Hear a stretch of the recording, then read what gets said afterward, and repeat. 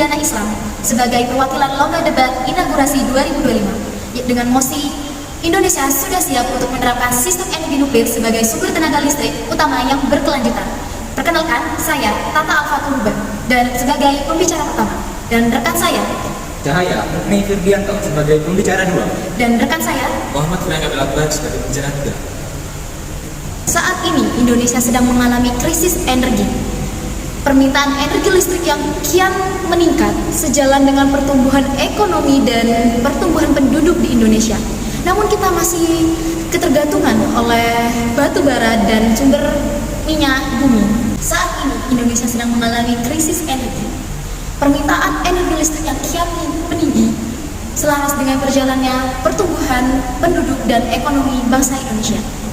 Namun kita masih tergantungan oleh batu bara dan minyak bumi. Indonesia saat ini menghadapi krisis energi yang nyata. Permintaan energi listrik yang kian meninggi selaras dengan pertumbuhan ekonomi dan penduduk di Indonesia. Namun kita masih bergantung pada batu bara dan minyak yang persediaannya terbatas dan menghasilkan emisi karbon tinggi. Hal itu menyebabkan percepatnya perubahan iklim, merusaknya lingkungan, dan membahayakan kesehatan jutaan rakyat kita setiap harinya, seperti yang kita rasakan terkait iklim pada saat ini.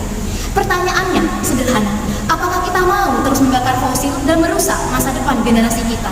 Atau berani mengambil solusi modern dan efisien, yaitu pembangkit listrik tenaga nuklir atau PLTN.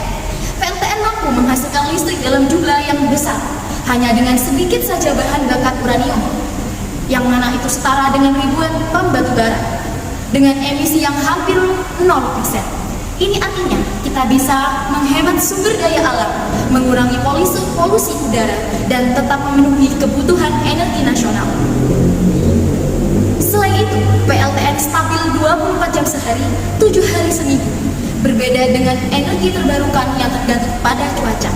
Soal keamanan, Jepang yang sama-sama berada di Ring of Fire seperti Indonesia telah membuktikan bahwa PLTN aman dengan desain yang canggih dan sistem pendinginan modern dengan regulasi pengawasan ketat dari Bapeten. Secara hukum, di mana landasan UU PPLH, UU nomor 32 tahun 2009, lingkungan hidup harus dilestarikan dan dijaga, tidak merusak lingkungan. Kemudian dalam UU nomor 30 tahun 2007 tentang energi juga mendukung pemanfaatan energi secara efisien dan berkelanjutan. PLTN selaras dengan Rencana Umum Energi Nasional (RUEN) dan Rencana Transisi Energi untuk mencapai net zero emission 2070. Saudara-saudara, dengan fakta hukum dan ilmiah ini, jelas bahwa Indonesia sudah siap dan PLTN harus menjadi sumber energi listrik utama nasional. Pilihan kita sekarang bukan lagi soal mungkin atau tidak mungkin, ini soal keberanian untuk bertindak demi masa depan bangsa kita bersama. Saudara-saudara sekalian, sebagai pembicara kedua dari tim Pro, izinkan saya menegaskan kembali bahwa pembangunan pembangkit listrik tenaga nuklir PLTN bukan hanya sebagai pilihan, melainkan sebuah kebutuhan strategis nasional. Energi di Indonesia masih mengandalkan batu bara dan minyak, di mana energi ini tidak dapat terbarukan, hingga efeknya faktor lingkungan yang menyebabkan perubahan iklim. Negara Indonesia tidak lagi bergantung kepada batu bara, tetapi dengan uranium, di mana 1 kilogram uranium sama dengan ribuan ton batu bara. Di sini menunjukkan bahwa PLTN sangat ramah lingkungan, juga mengurangi dampak perubahan iklim, serta mendorong transisi dari energi fosil ke energi bersih yang terbarukan. Lalu, apalagi yang harus diperdebatkan? Bahwa Indonesia siap untuk menerapkan sistem energi nuklir sebagai sumber tenaga listrik yang utama. Mengenai wilayah Indonesia akan rawan bencana, banyak gunung berapi hingga gempa tsunami.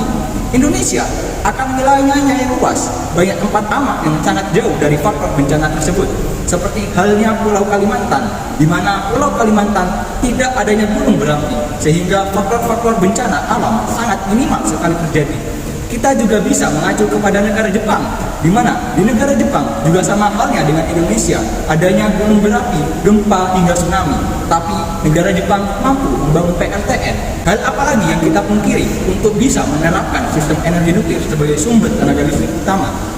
Disebutkan oleh pembicara 1 bahwa landasan UU PPLK UU nomor 32 tahun 2009 dalam pasal 1 ayat 3 yang berisi lingkungan hidup harus dilestarikan, dijaga, dan dikendalikan.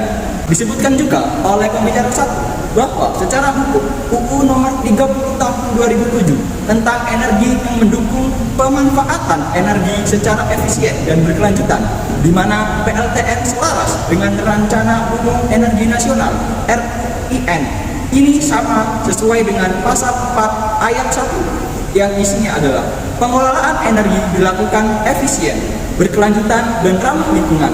Lalu disebutkan juga dalam pasal 7 ayat 1 yang berisi pengembangan energi harus dan terbarukan merupakan bagian dari diversifikasi sumber energi. Setelah pembicara 1 dan pembicara 2 memaparkan mosi yang telah disusun tadi, maka dapat saya simpulkan bahwa PLTN adalah solusi modern untuk mengatasi krisis energi Indonesia dengan emisi hampir nol, lebih ramah lingkungan, dan didukung dasar hukum, yaitu dengan dasar hukum Undang-Undang Energi, Undang-Undang Lingkungan, serta RUIN. PLTN mampu menjamin pasokan listrik stabil sekaligus mendukung target net zero emission pada tahun 2060 atau 2070. Indonesia sudah siap secara teknis maupun regulasi untuk membangun PLTN. PLTN bukan hanya pilihan, melainkan kebutuhan strategis nasional. Risiko bencana alam dapat diminimalisir dengan pemilihan lokasi aman, misalnya daerah Pulau Kalimantan, dan penerapan teknologi tahan gempa atau tsunami seperti di Jepang. PLTN mendukung diversifikasi energi, mengurangi ketergantungan pada batu bara, serta sejalan dengan amanat undang-undang tentang energi berkelanjutan. Indonesia tidak perlu menunggu krisis energi lebih parah untuk membangun PLTN. Maka dari itu, apakah kita harus menunggu semua sumber energi lain habis dan barulah kita membuat PLTN karena tidak ada pilihan lain? Penyampaian argumen dari kelompok kami. Kurang lebihnya kami mohon maaf. Wabillahi taufiq wal hidayah. Wassalamualaikum warahmatullahi wabarakatuh.